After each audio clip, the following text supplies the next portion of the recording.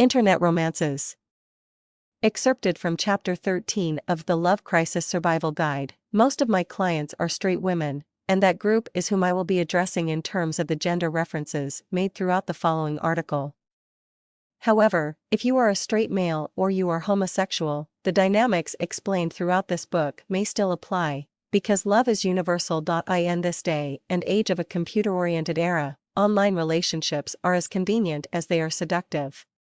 Interacting parties tend to feel safe revealing certain areas of their lives to each other when they can hide behind the keyboard and shut off the equipment at any given time.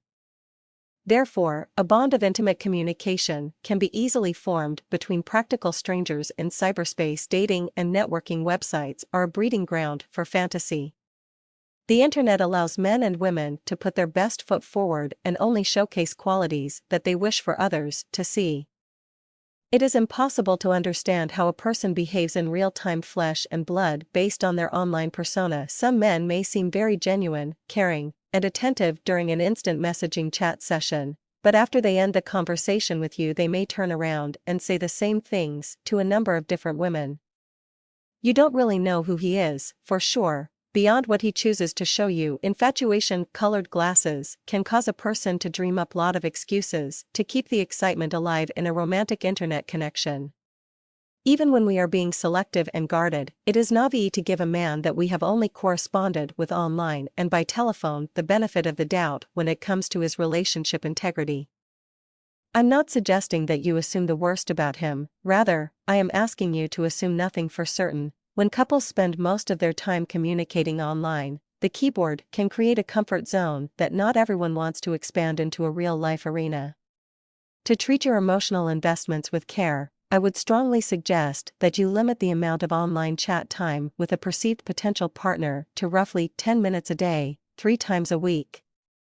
This self-disciplinary strategy will help to keep you from becoming too dependent on the chats for your emotional stimulation. If you already are emotionally dependent on the online chats, limiting them is one of the first actions you can take that will help you to break that habit. If you are simply looking for a casual friendship or a temporary cyber fling with no strings attached, then these precautions are not necessary for you. When a client begins to develop an online infatuation, I will often tell her to meet the man of interest in person if he will cooperate, at a neutral public place where she can stay alert, before she falls too deeply in love. Breaking the anonymity in real time will dispel a lot of inaccurate preconceived notions one might be apt to fall in love with over the computer screen.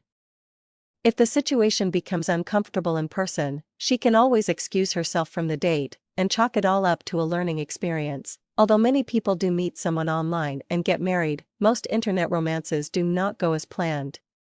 Beware of the tendency to concoct an image of the future in your mind. It is important to resist the urge to speculate about the destination of a budding romantic connection, whether it begins on the internet or not. One of the most difficult aspects of an online breakup is the feeling of not having had a fair opportunity to sail across the full potential of a relationship before its ship has sunk. Most of us who have faced the ending of a love affair that had a significant amount of physical distance involved understand the dynamic of unexplored territory. The unfulfilled curiosities of an unrequited connection that once seemed so promising can create an insatiable desire for resolution or closure that won't let a woman get a decent night's sleep. Even when non-internet related, real-time relationships break up, the haunting desire for closure often handicaps the host, temporarily keeping her from being able to move on to greater things in life. The cold, hard truth of the matter is that no one else is truly responsible for our own sense of closure.